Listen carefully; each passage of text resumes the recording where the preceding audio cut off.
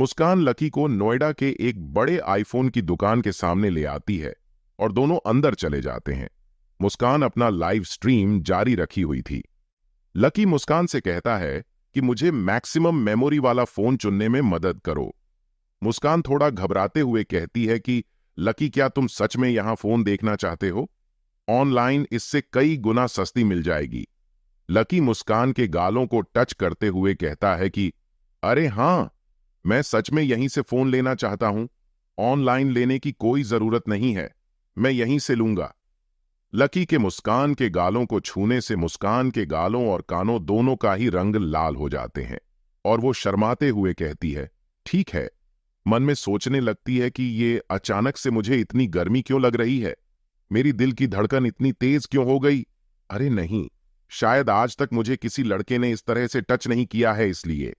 वहां उन दोनों के पास एक आदमी एक बॉक्स लिए आता है और कहता है कि हेलो सर, क्या आप दूसरा फोन कवर लेना पसंद करेंगे? आपको ये खरीदने के लिए 10,000 रुपये से ज्यादा की जरूरत होगी। इसे लगाने के बाद अगर आपका फोन गिर जाता है तो भी उस पर एक भी स्क्रैच नहीं आएगा। लकी अजीब सा चेहरा बनाते हुए बोला, मुझे फोन पर कवर लगाना बिल्कुल भी पसंद नहीं है, इससे मुझे अजीब सा महसूस होता है। वो सेल्समैन कहता है कि आप सही कह रहे हैं, क्या आप यह फेवरेट डिजाइन नहीं लेना चाहते हैं? सेल्समैन कई रंग बिरंगे फोन कवर दिखाते हुए कह रहा था। सेल्समैन की ये चिपकू वाली हरकतों से गुस्सा होकर लकी कहता है कि मैंने कब कहा कि मैं फोन कवर चाहता हूं। मेरा इरादा इतना है कि मैं कुछ और फोन खरीदना चाहता हूं, ताकि अगर मेरा कोई फोन टूट जाए तो मैं उसे नए वाले से बदल सकूं। समझे कुछ की नहीं? मुझे सभी कलरों के 5-5 फोन पैक करके दे दो। ये सुनकर तो मुस्कान और उस सेल्समैन ने अपने मुंह पर हाथ रख लिया था। सेल्समैन कहता है कि सर, टोटल 20 फोन होते हैं, क्या आप श्योर हैं? लकी उसे हाथ दिखाते हुए बोला कि और हां, वो वाली पीसी भी उसके साथ पैक कर देना। मुस्कान लकी के इस एटीट्यूड को देखकर कहती है कि क्या धमाल मचाया है यार, वाओ, मैं तो इसकी फैन हो गई। और वो जैसे ही अपने लाइव स्ट्रीम को देखती हैं, उसके तो होश ही उड़ गए थे। वो कहती है कि अरे बाप रे, इतनी जल्दी 5 मिलियन से ज्यादा की पॉपुलैरिटी, ये तो पहले से 5 गुना ज्यादा है। और मन में सोचती है कि ये एकदम सच है कि पैसों का दिखावा करना लाइव स्ट्रीम में पॉपुलैरिटी बढ़ाने का सही तरीका है। मुस्कान की लाइव स्ट्रीम में भर भर के कमेंट और गिफ्ट आए जा रहे थे। लकी सब सामान लेकर बाहर आने लगता है। तब मुस्कान कहती है कि लकी, क्या तुम कुछ और नहीं खरीदना चाहते? जिस पर लकी अपना फोन निकलता है और कुछ सोचता है, फिर कहता है कि मैं एक घड़ी खरीदना चाहता हूं। मुस्कान लकी को बगल के एक वॉच सेंटर में लाती है, जहां वो अब भी लाइव स्ट्रीम कर रही थी।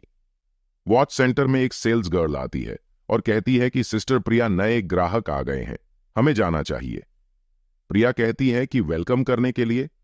ये तो समय की बर्बादी होगी। क्या तुम देख नहीं रही हो कि वो लड़की लाइव स्ट्रीमिंग कर रही है?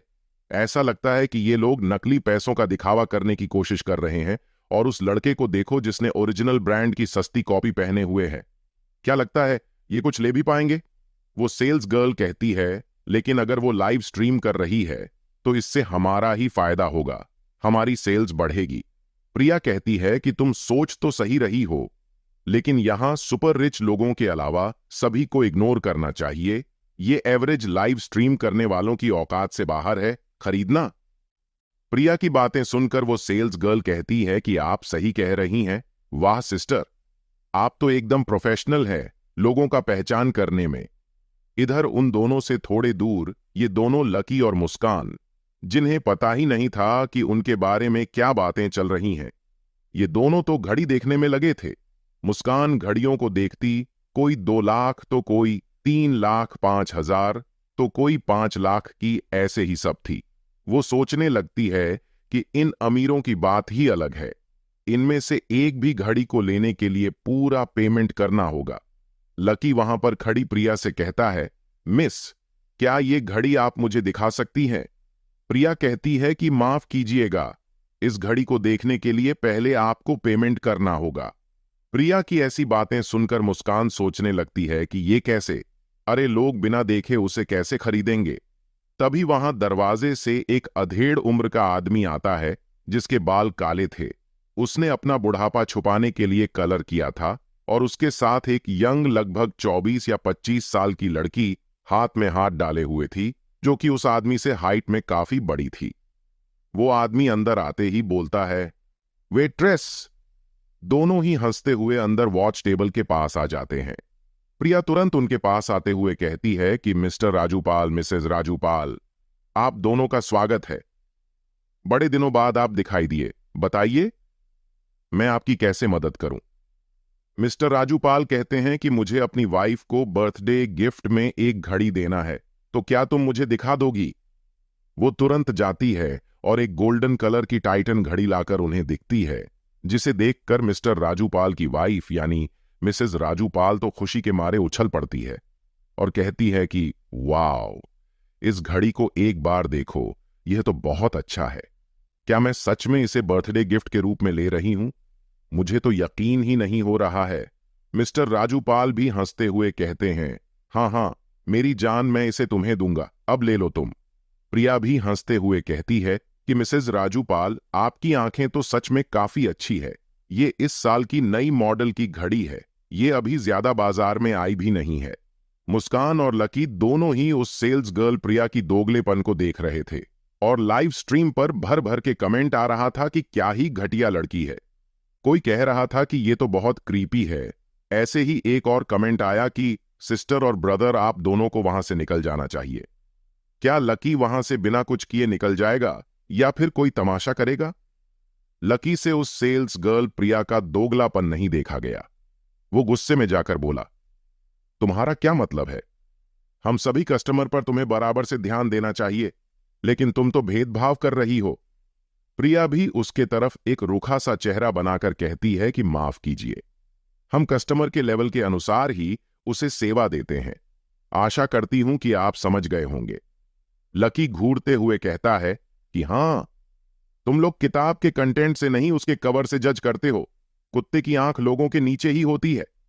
मुस्कान लकी के पास आती है और मुस्कुराते हुए कहती है कि मी, लकी, ये लग्जरी वॉच स्टोर सही नहीं है, आप गुस्सा मत होइए। प्रिया उन दोनों को तिरछी नजर से देखते हुए कहती है कि तुम दोनों घटिया एंकर, तुम दोनों के लिए यही अच्छा था कि मैंने अंदर आने दिया, नहीं तो तुम दोनों की औकात नहीं। जितनी जल्दी हो सके यहां से निकल जाओ। उधर ये तमाशा मिस्टर राजूपाल, उनकी पत्नी भी देख रही थी। उसकी पत्नी कहती है कि है पता नहीं कहां कहां से मुंह उठाकर चले जाते हैं लोग हूं। लक्की एकदम गुस्से से तमतमा जाता है। उसे गुस्से में देख मुस्कान तुरंत उसका हाथ पकड़कर उसे बाहर लाती है और कहती है कि इस बारे में भूल जाइए, चलिए हम चलते हैं, यहां से खरीदने की कोई जरूरत नहीं है, हम दोनों दूसरी स्टोर पर चलेंगे। मुस्कान लकी को बगल के ही दूसरे लग्जरी वॉच स्टोर में लाती है। दोनों अंदर जाते हैं तो वहां एक सेल्स गर्ल आती है जो उन दोनों का बड़े गर्मजोशी के साथ वेलकम करती है और कहती है कि नमस्ते सर और मैडम, यहां पर कुछ ऐसा है जिसमें मैं आपकी मदद कर सकती हूं। लकी मुस्कान की तरफ देखते हुए कहता है कि मैं इस जगह के बारे में अच्छे से नहीं जानता और ना ही घड़ियों के मॉडल के बारे में जानता हूं। क्यों ना तुम मुझे कोई घड़ी का मॉडल रिकमेंड करो। मुस्कान लकी की बात सुनकर चौंक जाती है और कहती है कि मिस्टर मौर्य, मुझे भी घड़ियों के मॉडल के बारे में ज्यादा कुछ नहीं पता है। रुकिए, मैं अपने व्यूअर्स से रिकमेंड करने के लिए कहती हूं। फिर दोनों ही लाइव कमेंट को देखने लगते हैं। लकी के मुस्कान के इतना पास आने से मुस्कान की धड़कनें फिर से तेज हो जाती है और उसके गाल भी लाल होने लगते हैं और वो सोचने लगती है कि लकी उसे अपने बाहों में भरकर उसे किस किए जा रहा है। उसने तुरंत अपने आप को छींटी काटी और सिर हिलाते हुए सोचती है कि ये मैं क्या सोच रही हूं। उसने एक लंबी सांस ली, अपने को शांत किया और लाइव स्ट्रीम को देखने लगी। उनमें कई लोग कई घड़ी और उनके मॉडल को बता रहे थे। तभी उनमें से एक ने एक फोटो भेजे जिसे देखकर सभी व्यूअर्स उसी घड़ी पाटेक फिलिप की सन मून 6th मॉडल को रिकमेंड करने लगे। लकी धीरे से कुछ सोचते हुए बोला, Patek Philippe sun moon 6th model अच्छा है। इधर वो सेल्स गर्ल जब लकी के मुंह से उस घड़ी का नाम सुनती है तो उसके तो होश ही उड़ जाते हैं। वो मन में सोचती है कि क्या ये एंकर उस घड़ी के बारे में बात करने का साहस कर रहे हैं। लकी उस लाइव को देखते हुए कुछ सोच रहा था, जिसे सोचते देख मुस्कान कहती है कि मिस्टर मौर्य, आप गुस्सा मत होइएगा, ये लोग ऐसे ही बात करते रहते हैं, चाहे जो कमेंट कर देते हैं, कहिए तो मैं लाइव स्ट्रीमिंग बंद कर दूं। लकी कहता है कि अरे कोई नहीं, इसकी कोई जरूरत नहीं है, उसे ऐसे ही चलने दो। लकी मुस्कुराते हुए उस सेल्स गर्ल से बोलता है कि क्या आप पटेक फिलिपे की सन मून 6th मॉडल दिखा सकती है। लकी को वही डिमांड करते देख मुस्कान को कुछ समझ नहीं आ रहा था। वो तो ये सोच रही थी कि ये घड़ी शायद लग्जरी ना होकर एवरेज ही हो, लेकिन इसका उल्टा वो घड़ी कुछ ज्यादा ही लग्जरी निकली। लकी की बातों को सुन वहां पूरे वॉच स्टोर में शांति छा जाती है और वहां के मैनेजर और स्टाफ मेंबर का मुंह खुला का खुला रह जाता है और वो सेल्स गर्ल चौंकते हुए कहती है कि क्या क्या कहा आपने सिर? आप पेटेक फिलिप की सुनमून 6ठा मॉडल वॉच खरीदना चाहते हैं? लकी उन्हें अपना सुप्रीम क्रेडिट कार्ड दिखाते हुए कहता है कि क्या यह संभव नहीं है। मैनेजर और सभी स्टाफ मेंबर लकी के पीछे मधुमक्खी की तरह छा जाते हैं और कहते हैं कि अरे सर, बिल्कुल पॉसिबल है, हम दे सकते हैं। वॉच स्टोर का मैनेजर कहता है कि लेकिन सर, ये घड़ी यहां इस स्टोर में नहीं है और हमें इसे स्विट्जरलैंड से मंगाने की जरूरत है। जब ये घड़ी वहां से आएगी तो मैं खुद पर्सनली आपके घर तक डिलीवर करूंगा। पहले तो लकी को कुछ समझ नहीं आया, लेकिन फिर कुछ समझ आया तो वो शांत हो गया। मुस्कान उस मैनेजर से बोल पड़ती है कि आपका इतना बड़ा स्टोर है तो फिर वो आउट ऑफ स्टॉक कैसे हो गया? जिस पर वो मैनेजर मुस्कुराते हुए जवाब देता है कि मिस, दरअसल बात यह है कि इस दुनिया में इस मॉडल की घड़ी केवल 10 ही है और सभी स्विट्जरलैंड में ही है। जब कोई इसे ऑन ऑर्डर करता है तो वो वहां से उसे डिलीवर कर देते हैं, इसलिए ये घड़ी हमारे स्टोर में नहीं है। और मुस्कान मन में सोचती है कि इतना अच्छा आदमी कोई कैसे हो सकता है, अमीर और जेंटल। काश ये सच में मेरा बॉयफ्रेंड होता, मजा ही आ जाता। Lucky Kabir international racing track पर आ जाता है और वो अंदर रिसेप्शन पर जाता है। रिसेप्शन पर खड़ी लड़की कहती है कि सर माफ कीजिए, आज ये लोगों के लिए बंद है क्योंकि पहले ही हमारे एक वीआईपी कस्टमर ने बुक कर लिया है। लकी कहता है कि मैं यहां खेलने नहीं आया हूं, मैं यहां तुम्हारे मैनेजर से मिलने आया हूं। क्या तुम मेरी मदद कर सकती हो मैनेजर को बताने में कि मैं लकी मौर्य आया हूं? वो लड़की कहती है कि जरा 1 मिनट रुकिए सर, मैं अभी उन्हें इन्फॉर्म करती हूं। तभी वहां कुछ लोग दरवाजा खोलते हुए आते हैं और उनका लीडर कहता है कि यहां क्या चल रहा है। इसका नाम डेविड बजाज था। डेविड चिल्लाते हुए कहता है कि क्या हमने आज पहले ही कहा नहीं था कि ट्रैक एकदम साफ होना चाहिए? कैसे एक बाहरी व्यक्ति अंदर आ सकता है? आखिर कौन था ये डेविड बजाज? क्या लकी और डेविड के बीच में दुश्मनी होगी या फिर दोस्ती? कहीं लकी किसी मुसीबत में तो नहीं? रिसेप्शन वाली लड़की तुरंत डेविड के पास जाती है और कहती है कि माई डेविड, मुझे माफ कीजिए, ये जेंटलमैन यहां हमारे मैनेजर मिस्टर अय्यर से मिलने आए हैं, मैंने उन्हें भेज दिया है। एक दूसरी लड़की आती है और लकी से कहती है, एक्सक्यूज मी सर, आप मेरे पीछे आइए, मैनेजर दूसरे फ्लोर पर है, चलिए नहीं तो मिस्टर डेविड नाराज हो जाएंगे। लकी उसके साथ चला जाता है और जाते जाते ही रास्ते में उससे पूछता है कि ये लड़का कौन है? क्या पूरा रेस ट्रैक इसके लिए ही बंद है? वो लड़की थोड़ी हैरान होते हुए कहती है, सर आप इन्हें नहीं जानते? अरे ये फेमस डेविड बजाज है, दिल्ली में इनसे कोई पंगा लेने की हिम्मत भी नहीं करता। दोनों बातें करते हुए मैनेजर के ऑफिस के सामने आ जाते हैं। वो लड़की दरवाजा नॉक करती है और कहती है, मैनेजर अय्यर, यहां पर आपसे मिलने के लिए मिस्टर लकी मौर्य आए हैं। लकड़ी दरवाजा खोलकर अंदर चली जाती है। मैनेजर खड़े होकर इधर उधर देखते हुए कहता है कि अय्यो, मिस्टर मौर्य किधर है जी? तुम हमको पहले क्यों नहीं बताया? अब तुम्हारी सैलरी कटेगी। जल्दी जाने का और पानी लाने का, मिस्टर मौर्य के लिए। वो लड़की मैनेजर को इतना एक्साइटेड देख सोचती लगती है कि कहीं वो हमारे नए बॉस मिस्टर मौर्य तो नहीं है। तभी लकी भी अंदर आ जाता है और मैनेजर अय्यर उसके तरफ इशारा करते हुए कहते हैं कि ये हमारा रेसिंग ट्रैक मिस्टर मौर्य ने खरीद लिया है, जो अब से यहां हमारे बॉस हैं। तो तुम समझी कि नहीं? वो लड़की सिर हिलाते वहां से चली जाती है और मैनेजर लकी को अपना पूरा नाम रामास्वामी अय्यर बताता है और वो इस रेसिंग ट्रैक का सारा फाइल और कागजात लकी के सामने लाकर रख देता है। कहता है कि आप इन सभी को देख लीजिए जी। लकी कहता है कि मैं इन्हें नहीं देखूंगा, जो पहले जैसा चल रहा था उसे वैसे ही चलने दो, और अगर यहां कोई दिक्कत आती है जो तुमसे सॉल्व नहीं हो रही है तो फिर मुझसे बात कर लेना, ठीक है? लकी आगे कहता है कि मैनेजर, क्या आप पहले मुझे हमारे रेसिंग ट्रैक के अराउंड दिखा सकते हैं? मैनेजर कहता है, ओके ठीक है जी, प्लीज हमारे पीछे आने का जी। मैनेजर लकी को अपने साथ रेसिंग ट्रैक के पास ले जा रहा था। वो बोलता है कि मिस्टर मौर्य, आपने पूरा रेसिंग ट्रैक खरीद लिया है, जरूर आप खुद भी रेसिंग करना पसंद करते होंगे, क्या आप 2 चक्कर लगाना नहीं चाहते? लकी कहता है कि आप कह ही रहे हैं तो ठीक है, आज थोड़ा एक्सरसाइज कर ही लेते हैं, किसी को भेज दो बाहर से मेरी कार लाने के लिए। मैनेजर किसी को फोन लगता है, कहता है कि अयो, तुम बॉस का कार अंदर लाने का जी। दोनों चलते चलते रेसिंग ट्रैक के एकदम पास पहुंचते हैं। वहां ट्रैक पर कई कारें दौड़ रही थीं, सर्र सर्र हूं हूं। तभी मैनेजर के पास सभी कारें आकर रुक जाती है और उसमें से एक कार से डेविड निकलता है और गुस्से से कहता है, अबे मैनेजर अय्यर, तेरे साथ क्या गलत हो गया बे? मैंने पहले ही इस ट्रैक को पूरा बुक कर लिया है, तो तेरी हिम्मत भी कैसे हुई लोगों को यहां लाने की? क्या तू मरना चाहता है बे? मैनेजर अय्यर कहता है कि अरे रे रे मिस्टर बजाज, तुम गलत समझा जी, मैं इधर को बाहरी व्यक्ति को लाने का हिम्मत भी नहीं कर सकता जी। ये मिस्टर मौर्य है जी, कबीर इंटरनेशनल रेसिंग ट्रैक के इकलौते मलिक हैं जी, और ये बस इस ट्रैक को देखने आए थे जी, तुम गुस्सा नहीं होने का जी। मैनेजर की ये सब बातें सुनकर वहां सभी की आंखें बाहर आ जाते हैं और सभी के मुंह से निकलता है क्या? लकी थोड़ा किसी एक्शन हीरो की तरह एक्ट करते हुए कहता है कि मैनेजर अय्यर, मैं ट्रैक का कुछ चक्कर लगाना चाहता हूं, इन स्ट्रेंजरों को यहां से हटाओ, इन्हें इनका पैसा वापस दे दो, ये लोग यहां से चले जाएं।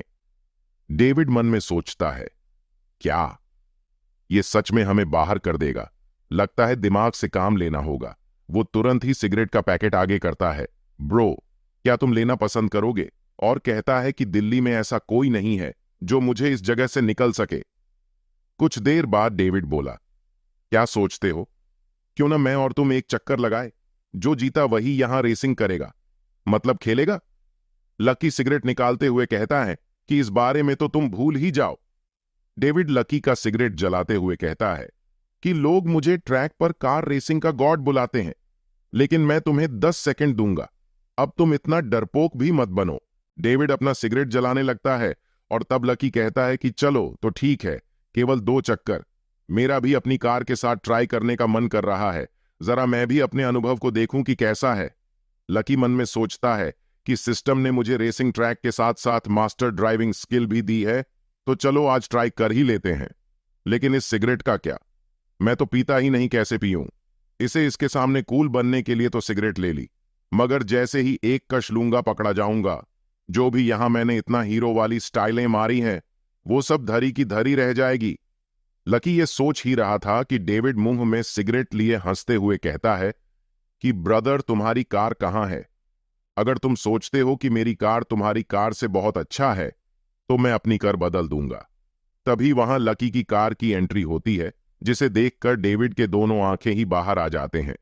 वो कहता है कि क्या ये तुम्हारी कार है? देश हाथ में सिगरेट लिए एकदम कड़क स्टाइल में कहता है कि हां, वैसे ये इतनी महंगी नहीं है, लेकिन तुम्हारी कार से तो अच्छा ही है। लकी मन में सोच रहा था कि क्या बात है, मेरी कार ने सही टाइम पर एंट्री लेकर मेरी पोल खुलने से बचा ली। चलो अब ये सिगरेट तो नहीं पीना होगा। लकी आगे कहता है कि क्या क्या सोचते हो, कहीं मैं इस कार से तुम्हें डरा तो नहीं रहा हूं? डेविड अजीब सा चेहरा बनाते हुए कहता है कि यह सच नहीं है, मैं अपनी कार पर 3 करोड़ से ज्यादा खर्च की है, मैं परफॉर्मेंस में कभी नहीं हारूंगा। दोनों अपनी अपनी कार लेकर अपने अपने पोजीशन पर आए जाते हैं। वहां एक लड़की अपने हाथ में झंडा लिए हुए काउंट करने लगती है, 3, 2, 1, गो। तुरंत रेस स्टार्ट हो जाता है। वहां पूरे ट्रैक पर केवल कार के चलने की आवाज सुनाई दे रही थी, होए होए हूं हूं। दोनों कार भगाए जा रहे थे। तभी वहां मोड़ आ जाता है। डेविड अपनी कार थोड़ा धीमा कर लेता है, लेकिन लकी इसका अभी भी वही स्पीड था। इधर मैनेजर देखता है और कहता है कि मोड़ पर मिस्टर बजाज ने कार धीमा कर लिए है। अयो, क्या मिस्टर मौर्य हाई स्पीड में ही मुड़ेगा जी? वहां डेविड के साथी भी इस सिचुएशन को देखकर चौंक गए थे और कहते हैं कि यह तो गोबर है, यहां तक कि प्रोफेशनल भी रेस में मोड़ पर कार को हाई स्पीड पर रखने की हिम्मत नहीं करते। एक थोड़ी सी लापरवाही और कार एकदम खत्म। इधर रेसिंग ट्रैक पर लकी और डेविड में रेस चल रही थी। तब लकी अपनी स्पीड और बढ़ता है और डेविड यह देखकर सोचता है कि क्या यह सच में टर्न पर हाई स्पीड में ही मोड़ रहा है।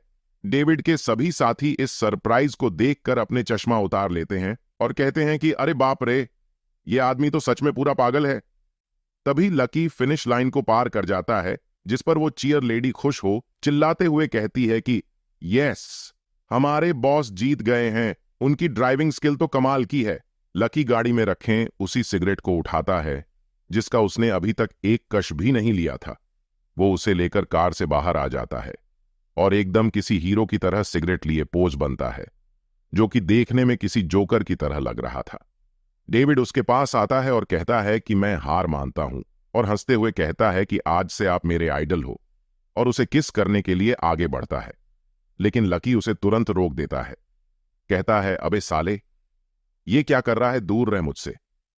वो चीयर लेडी और डेविड के साथ आई लड़कियां लकी की इस फनी पोज को देखकर कहती हैं कि वाओ मी, मौर्य कितना कूल हैं और कितने हैंडसम हैं।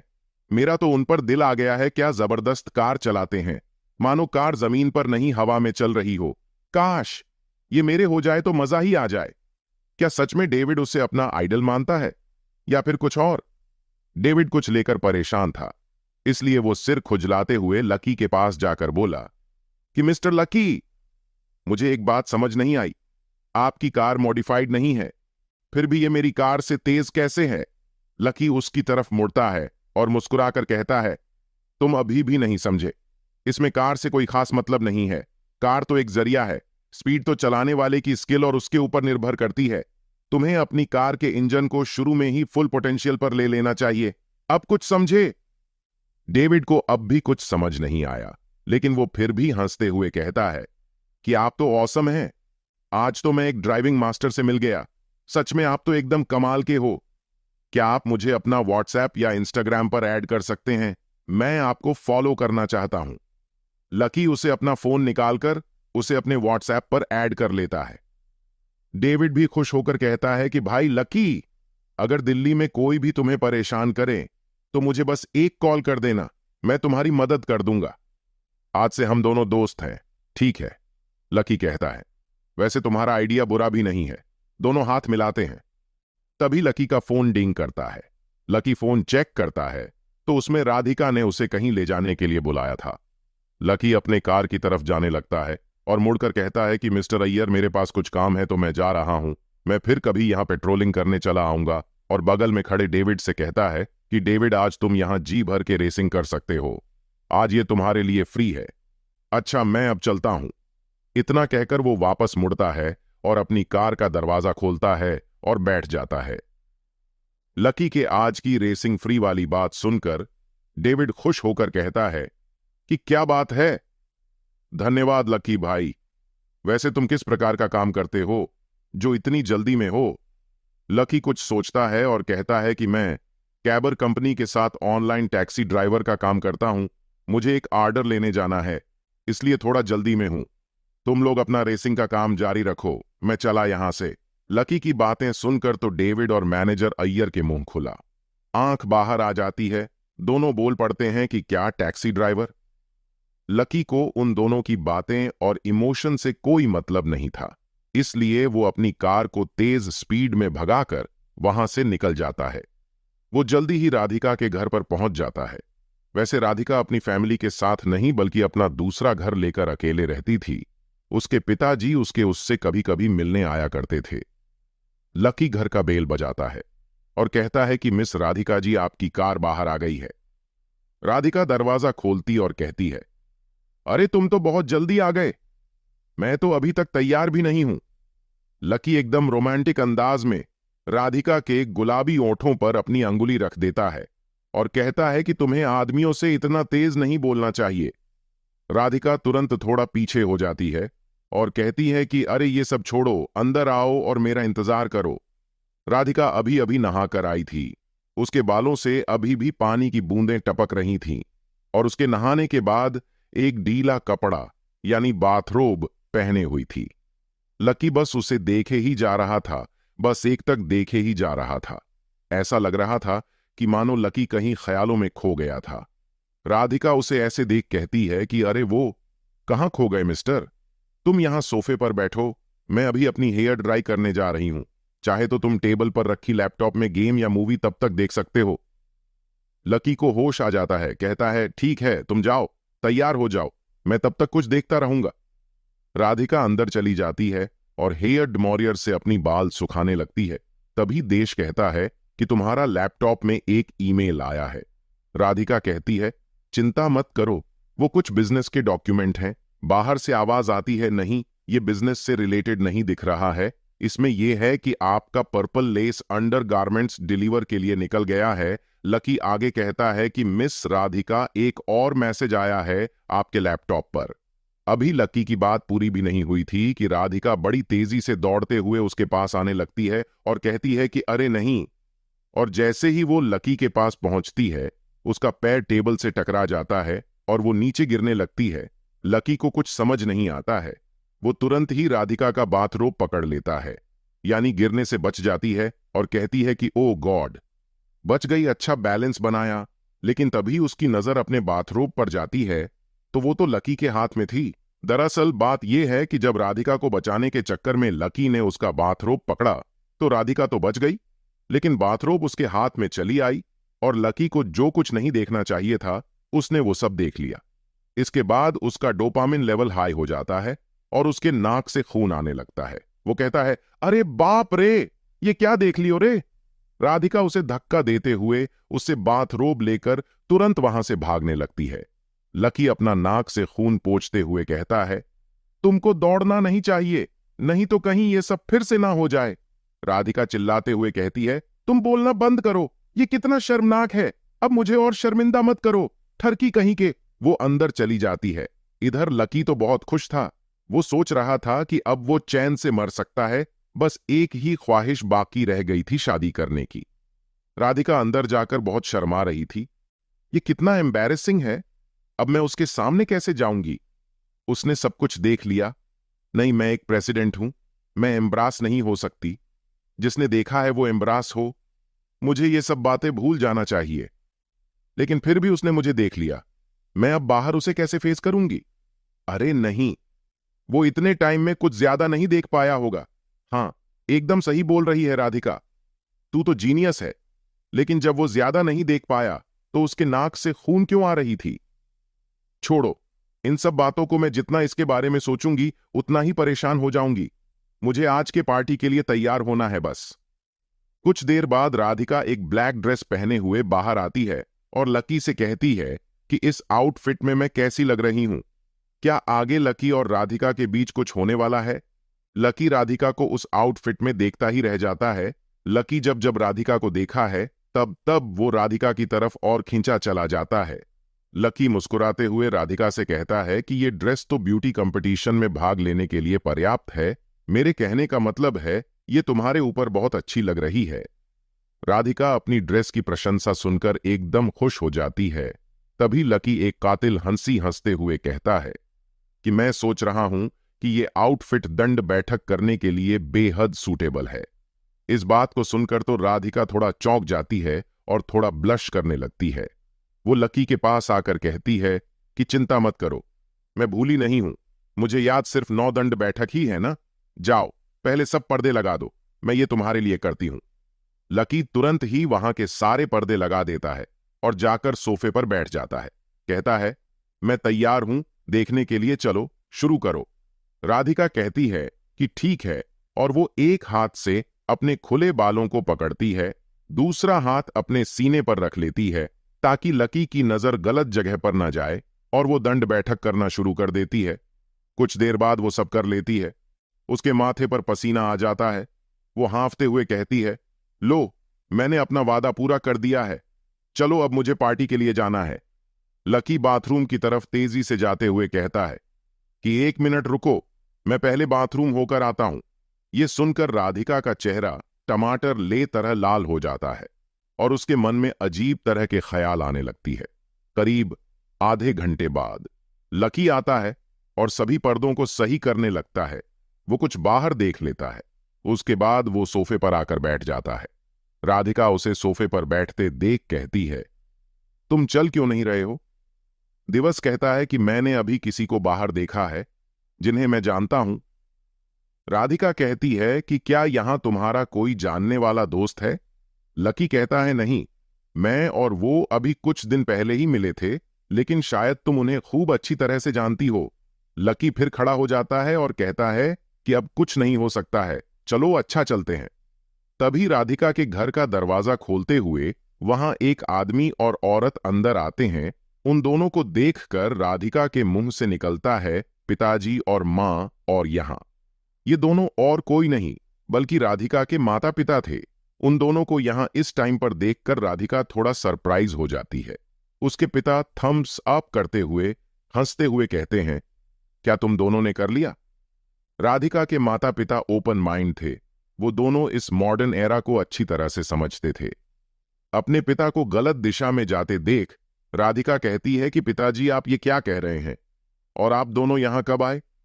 राधिका के पिता हंसते हुए कहते हैं कि मैं काफी समय पहले ही आ गया था, लेकिन मैंने देखा कि तुम्हारे सभी पर्दे लगे हुए थे, तो फिर अंदर आने की हिम्मत नहीं की। उसकी मां भी आगे आते हुए हंसकर कहती हैं कि अरे पागल लड़की, तुम इतना शर्मीली क्यों हो? ये तो यंग लोगों के बीच नॉर्मल है। हम सब समझते हैं, तुम्हें इतना घबराने की कोई जरूरत नहीं है।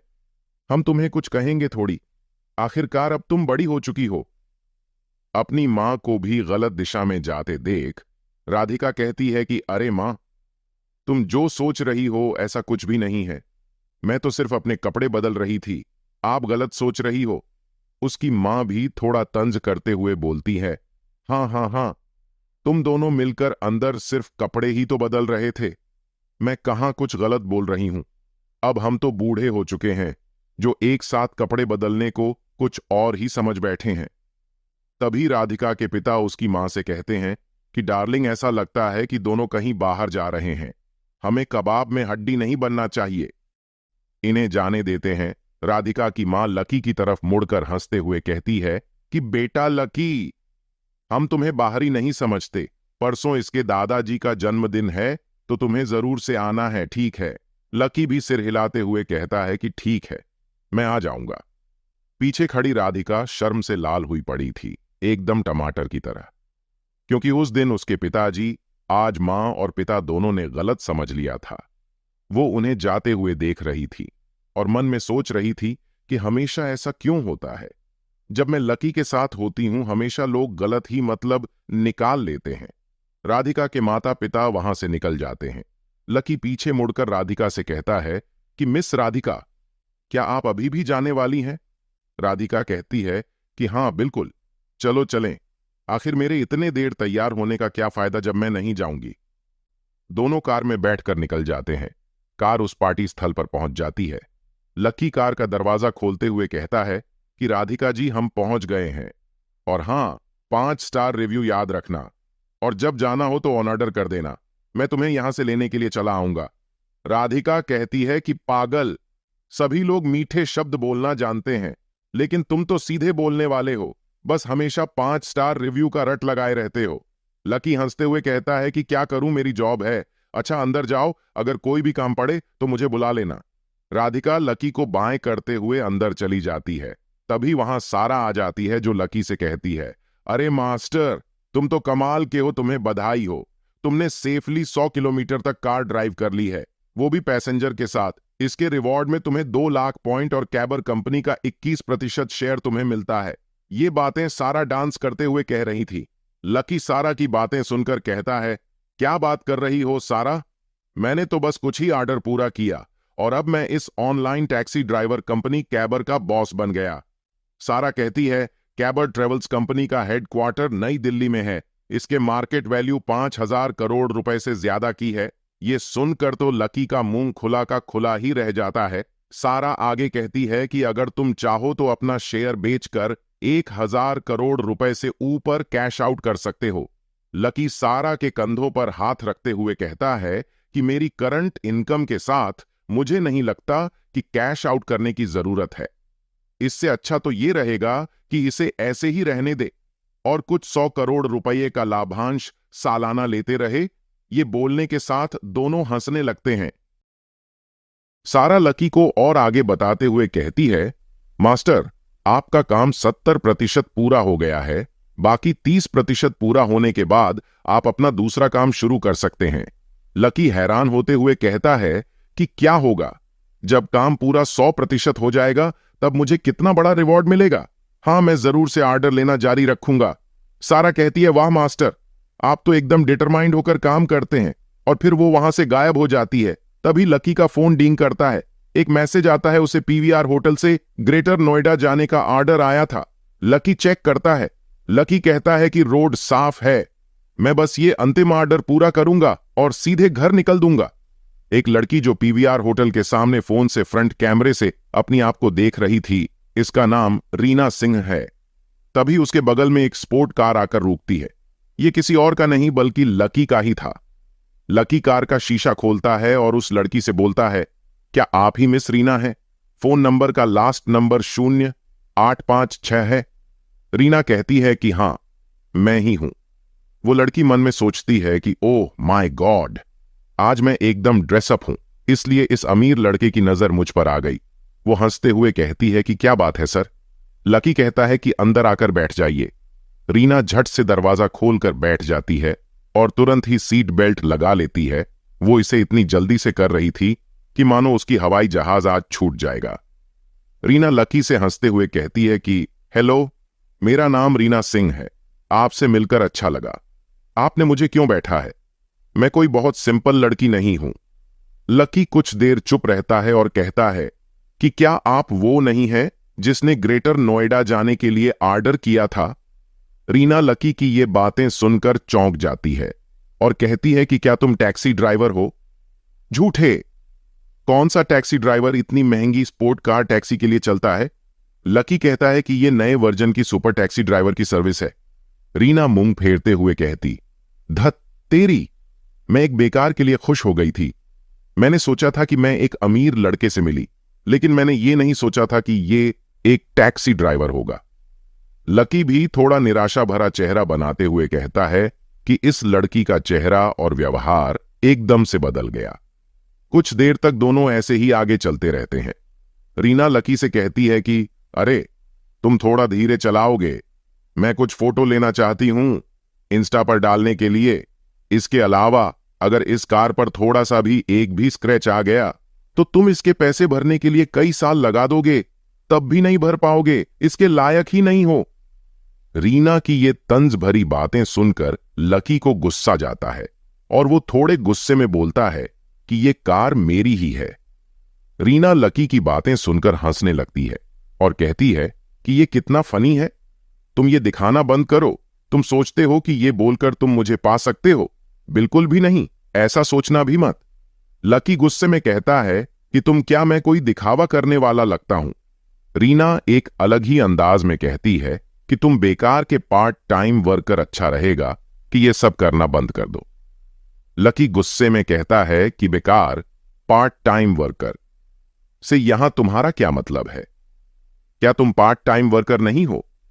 रीना उसी अंदाज में कहती है कि हालांकि मैं भी एक पार्ट टाइम वर्कर हूं, लेकिन फिर भी मैं तुमसे ऊंची हूं। तुम एक टैक्सी ड्राइवर हो, मेरी जूती के बराबर भी नहीं हो। यह सुनकर तो लकी का गुस्से का ज्वालामुखी कंट्रोल में था। वो अचानक ही फट जाता है और वो तुरंत ही कार में ब्रेक लगा देता है। अचानक ब्रेक लगने से रीना आगे की ओर झटका खा जाती है। वो गुस्से में लकी को गाली देते हुए कहती है कि अभी तुम्हारे साथ क्या हुआ? तुम कार के ब्रेक के साथ क्या कर रहे हो? लकी गुस्से से रीना को देखते हुए कहता है कि अगर तुम मुझसे हायर हो तो जाकर अपनी खुद की एक कार खरीद कर चलाओ। मैं तुम्हें अब बिल्कुल भी बैठना नहीं चाहता, निकल जाओ यहां से।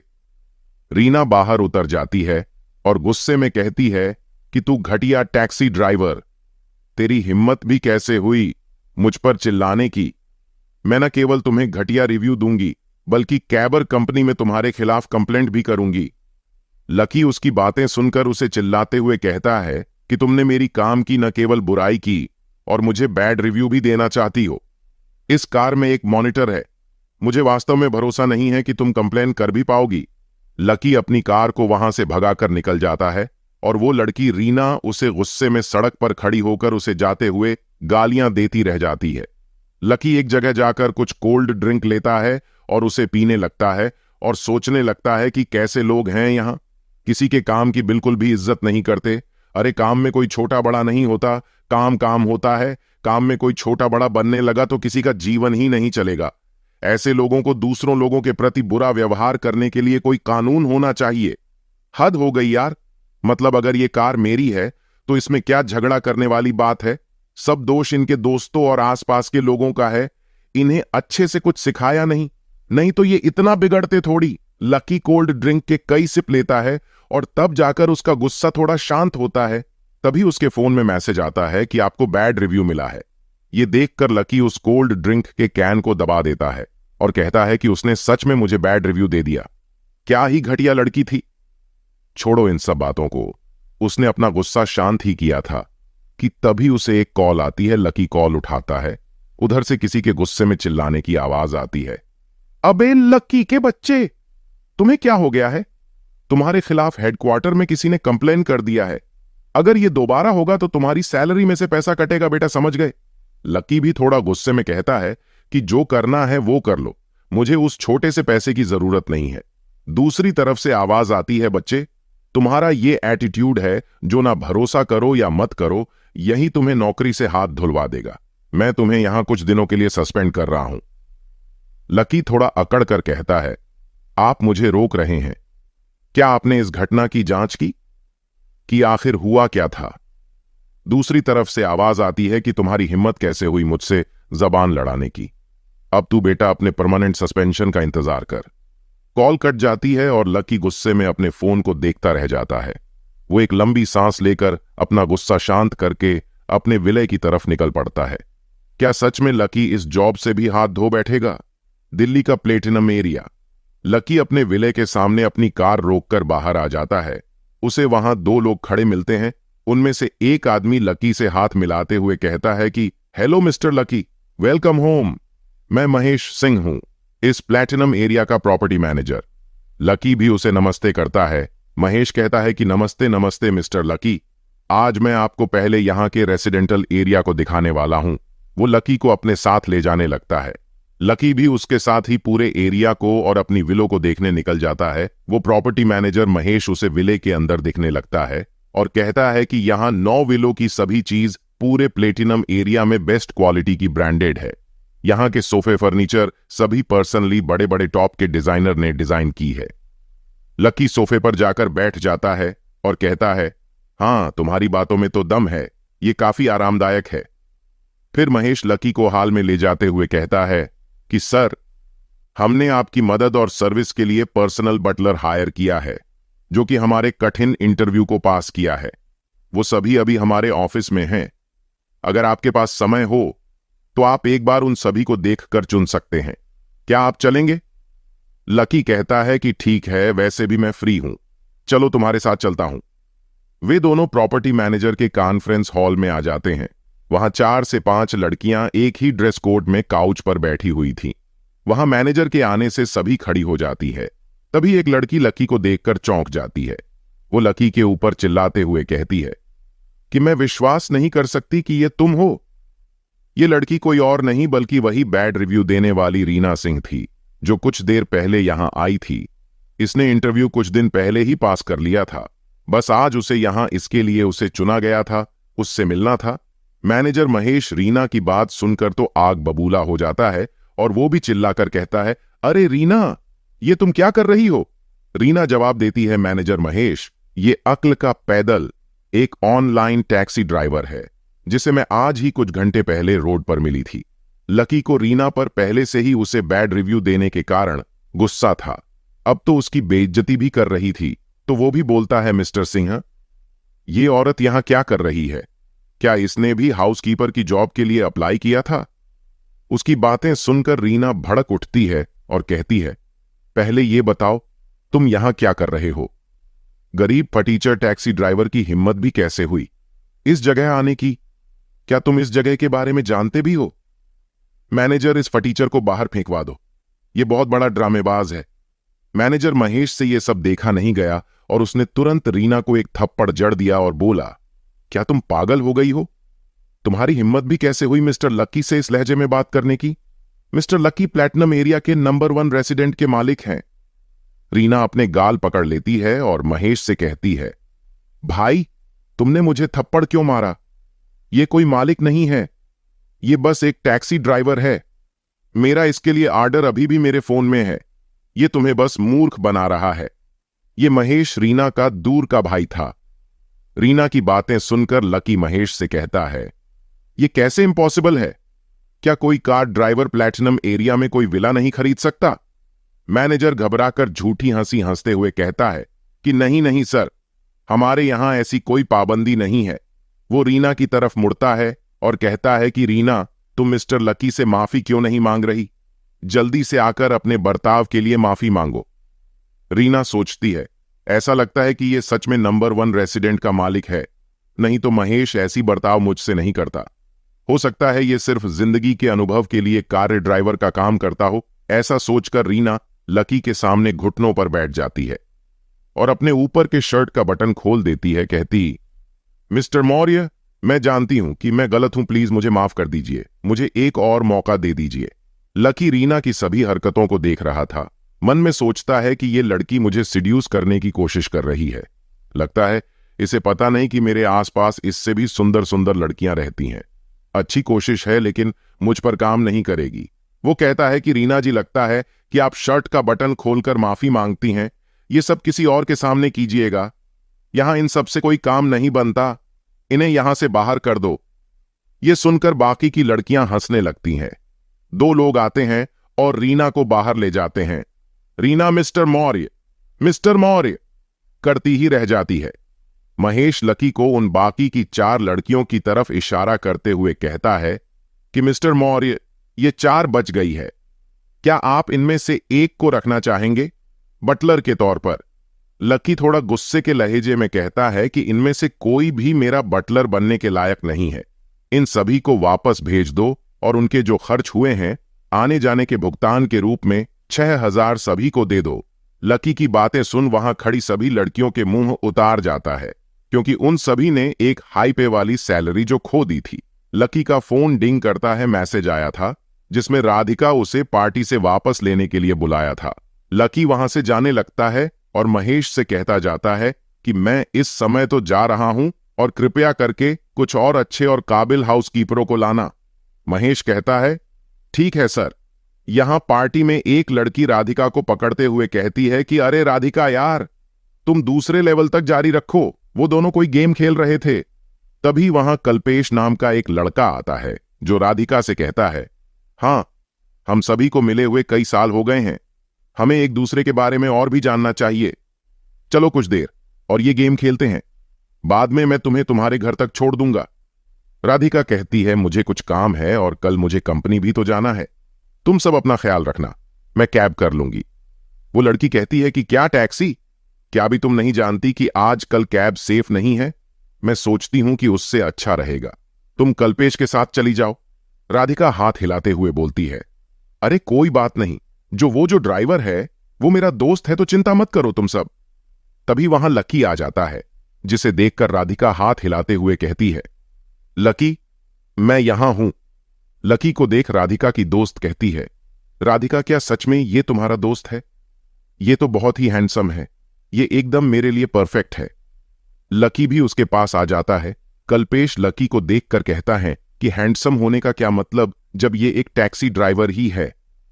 लकी उसकी बातें सुन लेता है और वो कहता है कि टैक्सी ड्राइवर होने में क्या गलत है भाई? कल्पेश झूठी हंसी हंसते हुए कहता है, कुछ खास नहीं, ये सोचना ही काफी तुम्हें राधिका जानती है कि तुम अच्छे हो, नहीं तो कोई पूछता भी नहीं। लकी थोड़ा गुस्से में उसे घूरते हुए कहता है कि क्या उसे जानना मेरे लिए पर्याप्त है? इसका क्या मतलब है? कल्पेश लकी की तरफ उंगली करते हुए राधिका से कहता है, राधिका, ये तुम्हारा दोस्त बहुत समझदार है ना, तो ये टैक्सी ड्राइवर ही है, तो अपने आप को कुछ ज्यादा ही क्यों समझ रहा है?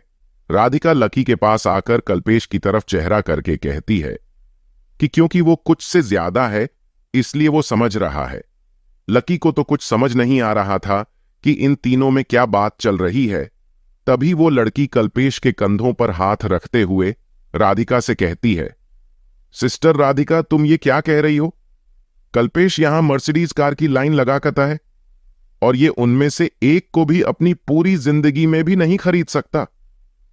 उस लड़की की बातें सुनकर कल्पेश भी मुस्कुराने लगता है। राधिका गुस्से से उन दोनों की तरफ देखती है। फिर वो लकी को पढ़कर साथ ले जाते हुए कहती है कि तुम इनका बुरा मत मानना, इन सब ने कुछ ज्यादा ही ड्रिंक कर ली है, चलो हम यहां से चलते हैं। कल्पेश उन्हें ऐसे ही जाते देख गुस्से में आ जाता है और सोचता है कि ये राधिका भी उस लड़के को बचा रही है। कोई बात नहीं, मैं अभी से अपनी पैसों की ताकत दिखाता हूं, तब इसकी औकात देखते हैं साले की। वे चारों नीचे पार्किंग लॉट में आ जाते हैं। लकी और राधिका साथ साथ आगे जा रहे थे, जिसे देखकर कल्पेश जल भुन जाता है। वो सोचता है कि ये राधिका उसके साथ इतना खुश होकर क्यों बातें कर रही है। मेरे साथ तो कभी ऐसा नहीं करती है। आखिर इस लड़के में है क्या जो मुझ में नहीं है? कॉलेज टाइम में इसे जानता हूं, लेकिन फिर भी इसने मुझे कभी भाव नहीं दिया, तो इस लड़के में ऐसा क्या है? तभी कल्पेश अपने जेब से एक कार की चाबी निकालता है और उसके बटन को प्रेस करता है। तभी वहां खड़ी एक एसयूवी आवाज करने लगती है, जिसे देख लड़की जो कल्पेश के साथ आ रही थी वो कल्पेश से कहती है कि अरे कल्पेश, ये कार तो बहुत महंगी लग रही है, कितने की है? कल्पेश मुस्कुराते हुए कहता है कि अरे ज्यादा नहीं, बस 80 लाख की है। जब मैं और अमीर हो जाऊंगा तब इससे भी महंगी महंगी स्पोर्ट कारें खरीदूंगा। वो लड़की अपने मुंह पर हाथ रखते हुए बोली, क्या सच में कल्पेश? काश मेरा कोई तुम्हारे जैसा बॉयफ्रेंड होता। राधिका उन दोनों की बकवास सुनकर एक सांस छोड़ते हुए बोली, कल्पेश, मुझे याद है जब मैं कॉलेज में थी तुम्हारी favourite car Jaguar F type की स्पोर्ट कार थी। I am right? कल्पेश हंसते हुए बोलता है कि हां, तुम सही कह रही हो, लेकिन अब वो कार तो लगभग 100 करोड़ की है। अगर मैं अपनी पूरी जिंदगी भी लगा लूं तो भी शायद ही मैं उसे खरीद कर चला सकूं। तभी राधिका की वो दोस्त एक तरफ इशारा करते हुए कहती है, अरे बाप रे कल्पेश, उधर देखो, ऐसा लग रहा है कि तुम्हारे कार के बगल में ही Jaguar F sport car park है। कल्पेश उसकी बातें सुनते ही तुरंत उस कार के पास पहुंच जाता है और कहता है, ओ माय गॉड, ये तो सच में जैगुआर एफ स्पोर्ट कार है। तभी लकी चलाते हुए उसके पास आ जाता है, कहता है कि अगर तुम्हारा देखना हो गया हो तो महाराज, क्या आप यहां से हट सकते हैं? कल्पेश हंसते हुए कहता है कि क्या तुम भी देखना चाहते हो? देखो देखो, ये बहुत महंगी स्पोर्ट कार है, तो अपनी पलके मत झपकना। लकी अपनी जेब से कार की चाबी निकालते हुए कहता है कि मुझे ऐसा करने की कोई जरूरत नहीं है। राधिका, आओ अंदर कार में बैठो। लकी के हाथों में उस कार की चाबी देख कल्पेश और उस लड़की के मुंह खुला का खुला ही रह जाता है। कल्पेश कहता है कि क्या सच में ये कार तुम्हारी है? वो लड़की भी कहती है, क्या तुम सिर्फ टैक्सी ड्राइवर नहीं हो? ये कार तुम्हारी कैसे हो सकती है? लकी कार में बैठ जाता है और उन दोनों को से कहता है, कौन कहता है कि मैं इस कार के साथ टैक्सी ड्राइवर का काम नहीं कर सकता? तुम लोग अपने मन से कुछ भी मत बनाओ। अच्छा ठीक है, मैं चलता हूं, अपना ख्याल रखना। लकी मुस्कुराते हुए अपनी कार को स्टार्ट करता है और वहां से निकल जाता है और वे दोनों इन्हें हैरानी में देखते ही रह जाते हैं। इधर रात काफी हो गई थी। लकी की कार अंधेरे को चीरते हुए आगे जा रही थी। दोनों के बीच में एक अजीब सा सन्नाटा था। तभी राधिका बोल पड़ती है, लकी, मुझे माफ कर दो, मैं नहीं जानती थी कि वे दोनों इस तरह के निकलेंगे। लकी मुस्कुराते हुए कहता है कि अरे छोड़ो भी, मुझे इससे घंटा फर्क पड़ता है। पहले तुम ये बताओ, क्या तुम घर चल रही हो? राधिका लकी की तरफ देखते हुए कहती है कि मैंने अपना मन बदल दिया है, मैंने वहां कुछ ज्यादा ही खाना खा लिया है, तो मैं जीआर तालाब के पास टहलने के लिए जाना चाहती हूं। रुको, मैं अपने उतरने की जगह बदल देती हूं। राधिका ने अपना फोन उठा लिया। लकी कहता है कि अरे कोई बात नहीं, सब ठीक है, चलो वहीं चलते हैं, कुछ ताजी हवा लेते हैं और कुछ देर टहलते भी हैं। मुझे भी कुछ देर ताजी हवा में सांस लेना है। लकी मन में सोचता है कि चलो राधिका के साथ कुछ और देर समय बिताने को मिला। दोनों जीआर पॉन्ड के पास पहुंच जाते हैं। राधिका लकी से कहती है कि अपना सिर दूसरी तरफ करो। लकी कहता है कि क्यों, क्या तुम स्विम सूट पहनने वाली हो? क्या तुम यहां तैरने के लिए आई हो? राधिका कहती है, अरे नहीं, मैं बस थोड़ा चलने के लिए आई हूं। मैं तालाब के किनारे नंगे पांव ही चलना चाहती हूं, तो मैं अपने मोजे उतार रही थी, इसलिए तुम्हें दूसरी तरफ मुड़ने को कह रही थी। लकी एकदम ठरक वाली स्माइल करते हुए कहता है कि मैं बिल्कुल भी नहीं टर्न करूंगा।